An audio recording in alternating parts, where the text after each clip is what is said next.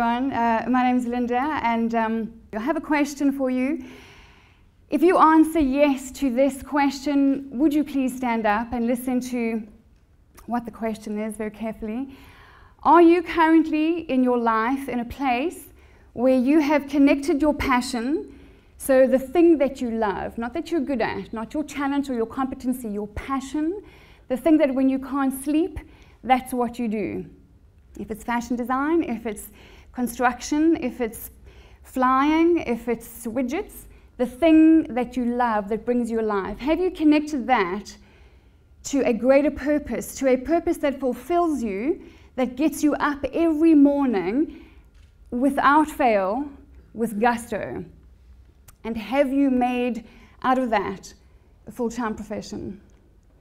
Are there any yeses? DK, there you are. Okay, would you stand up if it's a yes? That today you are living, great. Have a look around you, please. Stand up if it's a yes, that you are living today what you believe is your greater calling, your purpose, the life that you were called to live. That it is a community benefiting purpose, connected to your passion, and that you are earning out of that a sustainable life. Okay, so take a look around at these people. Guys, thank you for standing up. These are the examples that I'm talking about. Thanks, folks. So, each of you should use whatever gift you have been given to serve others. Do you agree with that? Yes? Yes? Okay. So, I haven't heard no no's, but a yes to the talent we have been given, the passion we have. When we pursue that is a talent, but it is actually on loan to us to benefit others. If we agree, then there's a meaning in that. For those of you who didn't stand up, I'm hoping this will help you, because at the tender age of 40, I have figured it out. It doesn't make me clever, it makes me a little bit late to my life, actually. But people before me have said it, people after me will say it. And this has changed my life, and I want to share it with you. People who do agree that our talent is to benefit others and not to serve self. The Dalai Lama, people who love and respect Nelson Mandela, he believes this. Albert Einstein, for those of you who respect what he says and what he has shared with the world, he believes that our lives are here to serve others, our talents. Anyone who loves and respects Jesus, he has the same point of view. So Winston Churchill believed that we are here on this earth to help other people. Bear Grylls, if any of you like me have got little kids, my little boy of 5, his hero, Bear Grylls. Explorer, adventurer, and Bear Grylls says, we are called to something extraordinary. It is beyond serving self. So in the spirit of storytelling today, in this TEDxEaling event, I hope you'll give me a few minutes of your time to share with you a story that I'm a good example of how to get it wrong. This is a story about a life-changing understanding, and I'm a good example of how to get it wrong. I hope one thing I share with you might stay with you today. Very quick story. So, as a kid, I'm going to fast forward through that one, not good. Childhood, great, no. Doesn't make me special, because a lot of kids had it worse than me, but the point of the matter of it took me a while to understand. I wasn't happy because of stuff that happened, and I had to do something about that, but it didn't happen for a long time. So, childhood, happy one? No. Got into school, and I found that was a good place for me, a very hard place. I always felt like I was on the outside of the circle. I have felt that for most of my life. So I was very sporty, captains, vice captains, class reps, class captain of my school, doing well, pursuing. At 17, I had to leave home, and I started work. I had to. I had nothing, no one, no home, no car, so I started, and I was a young, fiercely ambitious, subconsciously aggressive young woman who was not going to be messed with. And I didn't realize that I had this that my ambition was driven by something negative. So I discovered the corporate ladder, per se, and started climbing it, and started doing very, very well at a very young age, and found recognition and reputation. And I wrapped myself in it. If this was my world, I cloaked myself in my accomplishments. I have had the most amazing privileges in my career of 23 years. I've been on former President Nelson Mandela's PR team.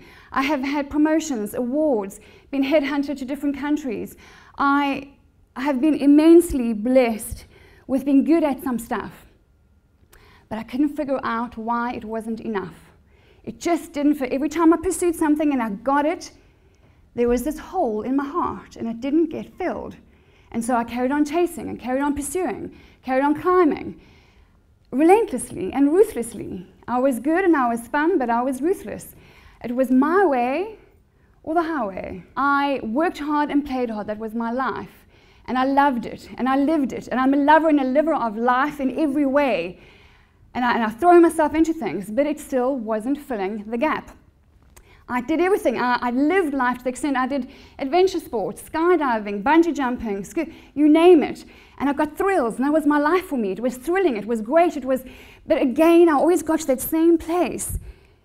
A number of times over a few months, over a few years, it wasn't enough. So I got married. I had been with this guy for 6 years and married for 4 months because I was married to my career. So very quickly, that became a divorce. It was painful. It was not okay. I was left confused, not knowing what I had done wrong, because it was about a polished presentation of life, about living life, about loving life, about doing good things for people. I was doing all of those things, working hard.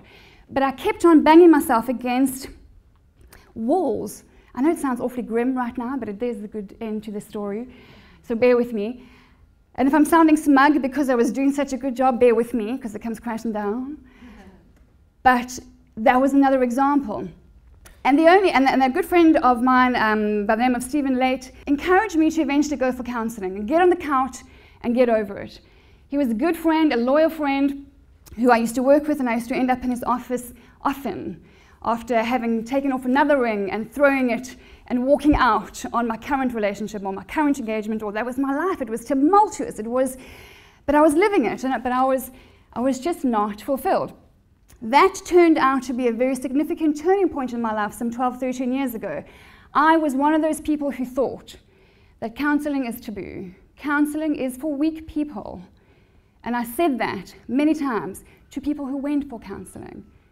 This was a significant time in my life because, and let me tell you, I didn't get on the couch like that. How I walked into that office was suited and booted in my finest suit with my folder and my file of an Excel spreadsheet of the 4 issues that I wanted to address, a column of the emotions they would evoke, and my POA, my plan of action of how to address and resolve them.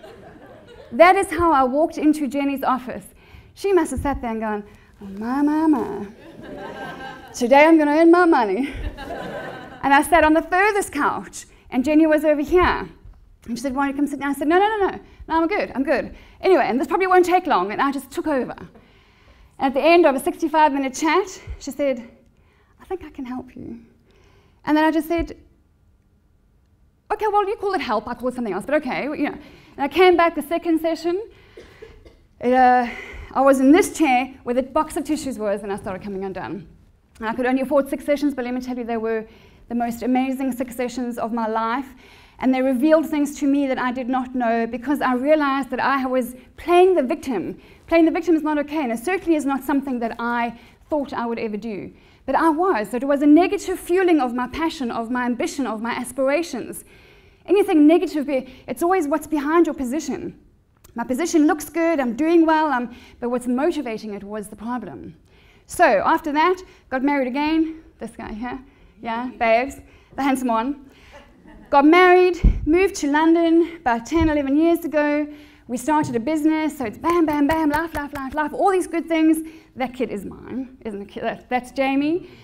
And so massively big blessings and benefits and opportunities and things in my life, but I tell you what, it still wasn't filling that gap. It still wasn't working. So I was a very good example of what I believe was success versus significance. I had a self-serving passion, a self-serving talent, something that was doing me good, but actually not even making me happy 100% of the time. And I'm not someone who takes a little bit. I like to have 100% satisfaction, 100% of that cake. I don't do skinny blueberry muffins. I don't do the skinny stuff. Give me the real deal. I do it at that level. So this 60, 70% of life was not okay. So, September last year, almost a year ago to date, I came up with, and people have done this before, in my own words, in my own way, what I call a P3 solution. And I ditched my 22-year corporate career for something that I believe is going to determine the rest of my life, and I'm committing to it. And I believe that our passion is connected to a greater purpose, and we are supposed to make out of that a full-time profession.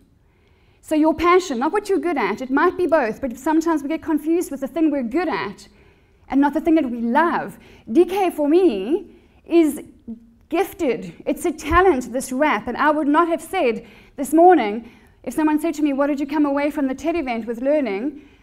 Rap is not crap.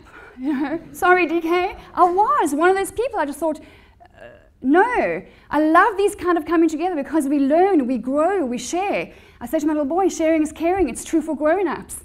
It's true. So DK for me is an example of, she has a passion that is, it is like a wild horse. You cannot contain it. It flows. Oh my goodness, the drink and the restaurant and the TV presenter. I was like holding back the tears, like, okay.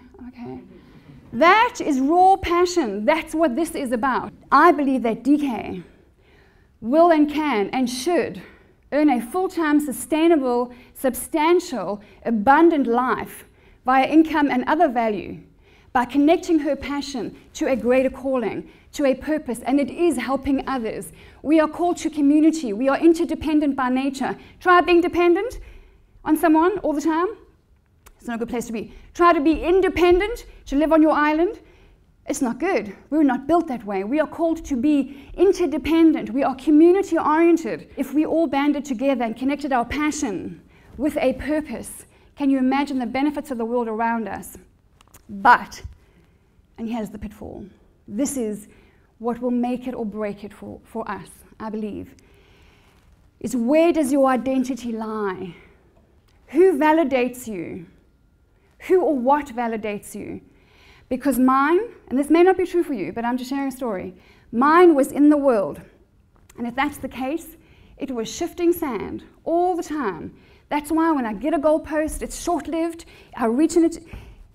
It wasn't enough because it changed via technology, via people, via other failures, via other people experiencing life.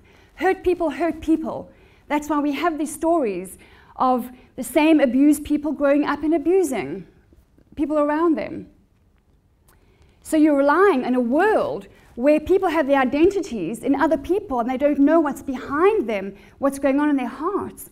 It's not just shaky, it's a little bit dangerous. Who validates you is a question you need to ask yourself. And it's purpose versus position. That's the choice we must make. I know a lot of amazing people who are very senior in their industry. Very, very senior in their industries. And some of them value purpose, at least position, like who they are and their titles, over purpose. And it shows in their lives, and now I'm aware of it, I can see, and I used to do that. And it's never going to be good enough or happy enough or valuable enough until we say, I value my purpose, I've got a greater calling, I'm going to commit myself to that. And you'll be surprised at actually the abundance that follows you. So, Dale Carnegie even said, you know why one reason why birds and horses are happy? They're not so busy trying to impress other birds and horses. That's what we do. We do. If this is the circle of life in the world, then the guy in front is saying, I am leading by example and saying, this is what success looks like. You've got to drive this car. Okay, these are all things I've gone for. You've got to drive this kind of car. You've got to earn this kind of salary. You've got to be seen to be doing this. You've got to achieve X, X, X. And so he's seen as a leader. The guy at the end is following this, but nobody knows that actually it's a closed loop. This guy is following this guy, saying this is what we've got to do. We've got to do it this way. And all our heads are down, and there's breakdown of families and divorce and heart attacks and health disasters and all kinds of carnage because we're not taking responsibility for our gift and saying, I am going to make the world a better place. And if it sounds a bit charitable and cheesy, and I'm okay with that. So this was my missing link. It may not be yours. This is a story. My missing link was my faith. And to me, there was a big difference between faith and religion. Religion is a man-made thing. Faith is about the heart. I have a passion for fashion that keeps me awake at night. I have, for various reasons, packed it away from this age, and I got into corporate, thought I was clever, and went after money and success. But I have discovered a year ago, I unearthed my passion. It doesn't make me an authority on the subject, but it makes me passionate about it. You cannot train passion. It unleashes itself. It comes out. It's like that rapping. You can just see it's like it's leading her. It leads you. So what keeps you awake at night? What gives you such pleasure that you can't put it down? It's that thing. Then I was invited to a fashion auction. So being in the place that I love, I discovered human trafficking. I'm not going to use this as a soapbox to launch into a charitable plea. Don't be concerned about that. This was my purpose. People who know me, my friends and family and colleagues know I'm a soggy mess a lot of the time. I'm very feisty on the outside, but I'm very soft on the inside. Human trafficking would not have been the thing that I thought I was called to do. There is just no way that I would be able to handle that. Human trafficking, buying and selling illegally people for exploitation and commercial gain. But for various reasons, no time to share it, that's what I have a call to do. So my passion is connected to my purpose, and last year, September, in about 5 weeks, I organized, and I've done a lot of event management over the years, the most amazing, fun, incredibly fulfilling catwalk auction in aid of raising funds and awareness in the fight against human trafficking. It was one of my favorite days, November last year. That was the turning point. P3 Productions was born, passion, purpose, profession. So remember these guys up front, the Dalai Lama, the guys who agreed with your talent, your passion is there to serve others. And that's what he says, it's to help others. Albert Einstein, only a life lived for others is a life worth living. Steve Jobs, he said, it doesn't matter to him to be the richest man in the cemetery. It shouldn't matter to anybody. But it's going to be known that he did something wonderful with his passion. Nelson Mandela, a brilliant example. I cherish my own freedom, but I care more about your freedom. Can you imagine if we did not have him at that time in South Africa, leading by example? He was called to a greater purpose. So Winston Churchill, who did not believe in, who to my knowledge was not a Christian or didn't believe in anything like that, said, I have a feeling we have a guardian because we have a great cause, and we shall have that guardian so long as we serve that cause faithfully.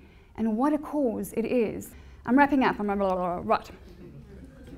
Get on the couch and get over it. I do not for a second do I undermine the painful process that this is. I speak out of experience. But you cannot get around it. You cannot but go through it. And I want to just encourage you that if you're in that space, find somebody who will walk through that with you, because that can be life-changing. You've got to get over on the couch and you've got to get over it. It will always be a part, your past is always a part of who you are, but it does not dictate your future. Your past does not dictate your future. That's key. Rediscover your passion. If you think you're doing what your passion is, but it's your skill, sit down, explore it. Is it your passion? That is key. Identify your purpose, and it's not just doing charitable work. Identify your purpose, and if you don't, find someone who you see is living their purpose and their passion, and sit down and buy them coffee or a glass of wine or a beer. Have a chat. Explore it. Calling all control freaks. Former rehabilitated control freak.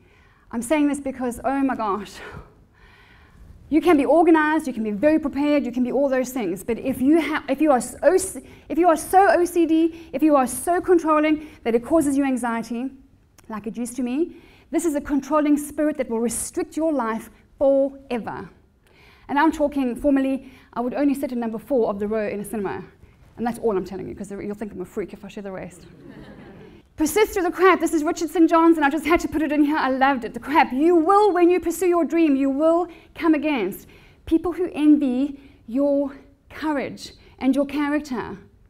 And they will criticize you. So the crap is the criticism, the rejection. Get used to say, no is okay. No is part of life. And the arseholes, I say crap, arsehole. Anyway, there it is. And the pressure. When my husband started his business 9 years ago, we looked at what everyone else was around us was saying, the successful people that we thought were doing really good work and doing exceptionally well in life. They all said the same thing. The top tip of great successful people in the world said, never give up. I thought, really? I mean, is that the best advice that they can? But let me tell you something now. 9 years later, I say the same thing. And no, I'm not there yet. I'm just starting my new career. Never give up. It is about how much you can bleed. about how much pain you can take when you are committed to your passion and your cause.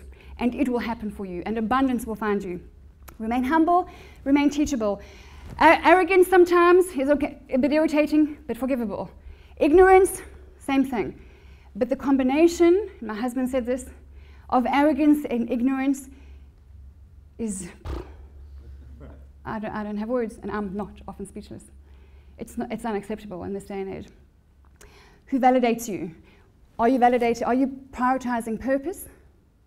Or are you cherishing position? That is what's going to define you. So my question to you, and I'm wrapping up now, I promise you this time I am wrapping up. My question to you is this, that if we walked out of these doors today, hell, I hope it's not been as heavy and doom and gloom as it sounds, because it's very quiet in here, but anyway, if we walked out of there, and the heavens did open, or the world did suck us up, or it all came, or there was nuclear catastrophe, and it all ended today, and today you died, and someone said to you, have you lived the life that you were called to live? What will your answer be? Thank you. Thanks.